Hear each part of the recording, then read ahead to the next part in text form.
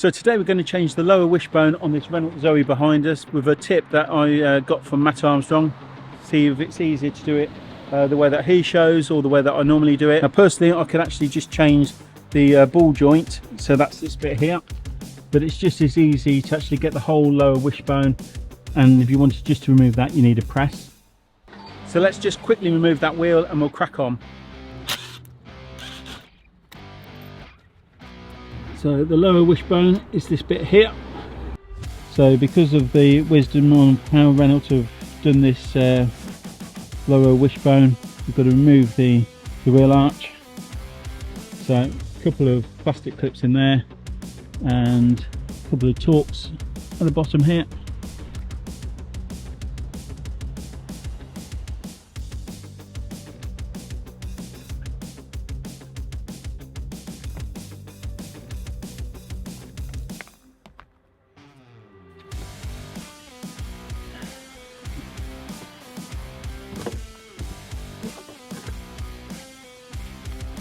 So with a wisdom you can see that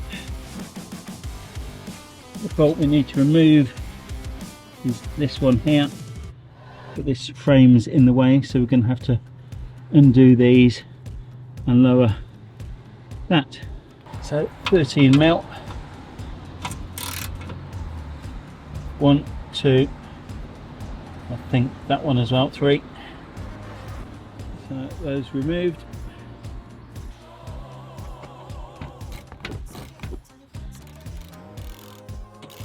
Now I'm hoping I can just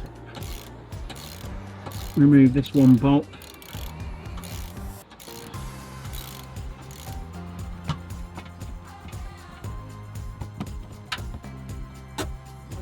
No, that's an 18mm. So I've just got a bar here just wedging it down so we can actually get onto the nut. So the nut is an E18. So I've got a socket with E18 on that side, and I've got an 18mm, where's it gone? 18mm spanner. You can see just on that side. We'll just undo that. So as we can see here, I haven't pulled it out all the way, but as it's coming out, so an 18 socket, an 18 socket.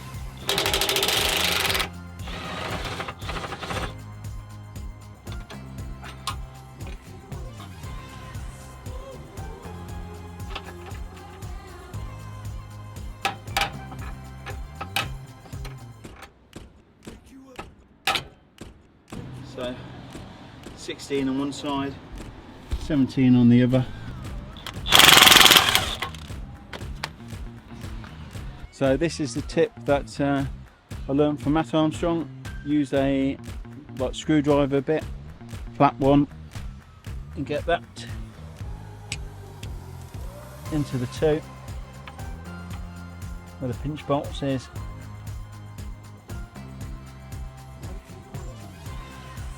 And use that to separate rather than using something like a cold chisel.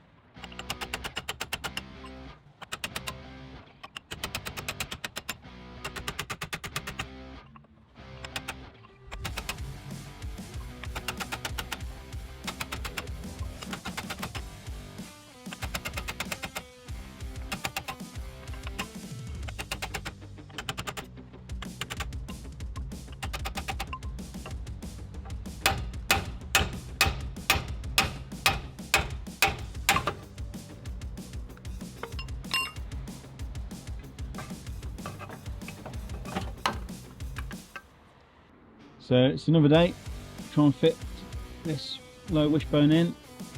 So we've got the bolt that goes up, the bolt that goes through from that way, and we've got the pinch bolt here.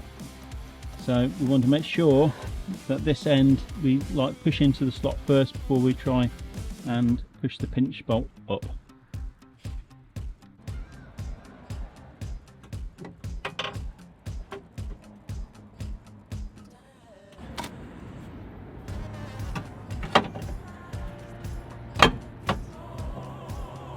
This one up. Get that lined up. Just a bit of copper ease just makes it easier to go in, and also if you need to remove it again. I'm just using some copper ease. Now you don't want to hit on the actual bearing itself. Just need to move the camera so I can actually get in there.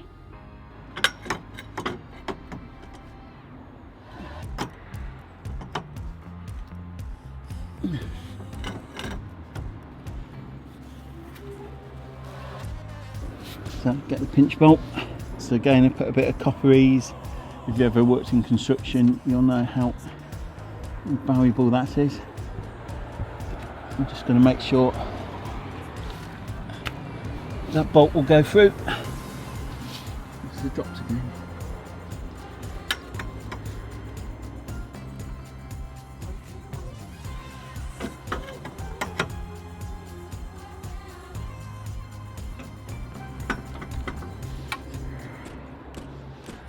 So just go and do that up.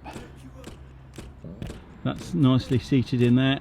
So we've got to move on to the other two bolts here. So that one's actually started, a bit of a tricky one that one is.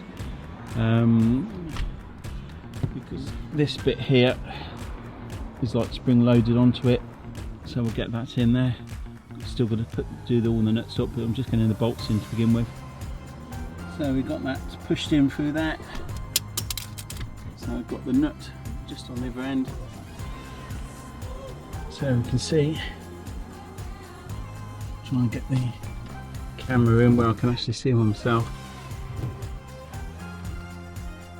But there's the nut starter, so we just need to tighten that up. But before we tighten it, so we've got a bit of movement, we're going to go and put the bolt in from here, so that goes in from underneath.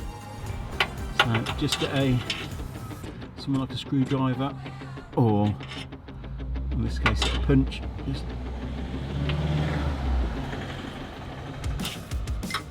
line that up.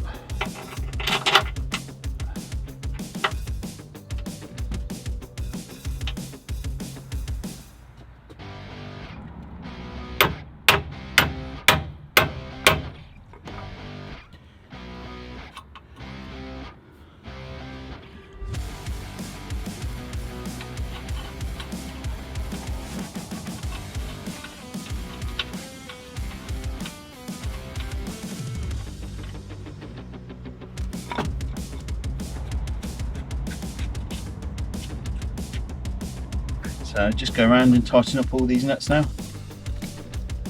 So we tighten that one up with the ratchet. So open-ended span on that side to hold the nut, and then using the torque bolt. Right, now we'll get onto this one. Just there. Again, we'll put a span on the top and we'll attack it with the impact underneath.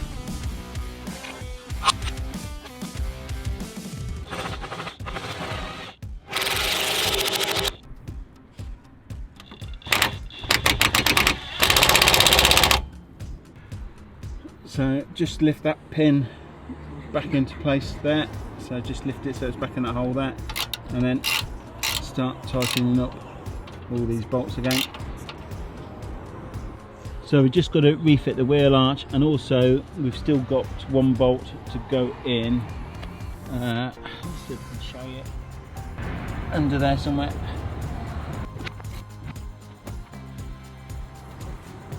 So the way that I always did it, just used a chisel, obviously not a wood chisel, we're using a metal chisel here.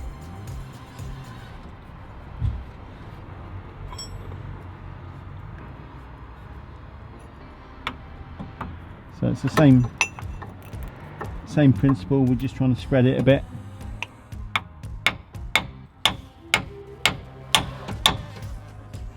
Now obviously as we're doing it, we're going for the split. So what we're trying to do, we're just trying to ease that out a bit. So the same way as we're mat with this screwdriver bit, but I've always done it with a chisel.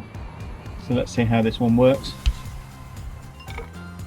So I know you can get like fork separators that go in there, but you can damage the rubber. If you were going to put this back on, maybe you're doing a bush that end or changing a hub. This is why I use a bar.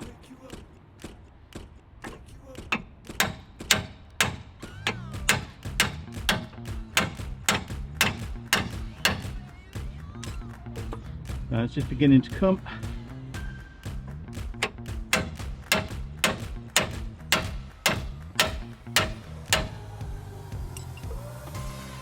We're nearly out there.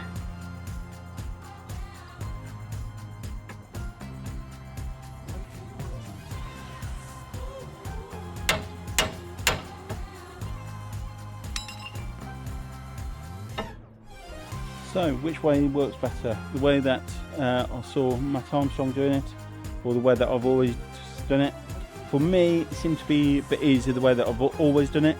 Maybe this was because I actually used to work on construction machinery, and the screwdriver would have been too small for the bits that we were doing. But they're both using the same principles. You're both sort of like separating that pinch bolt. So whichever way, they both work. I'll probably stick with using a chisel if I can get it in. If you can't, then maybe the screwdriver bit would also work as well. But yeah, thanks for watching.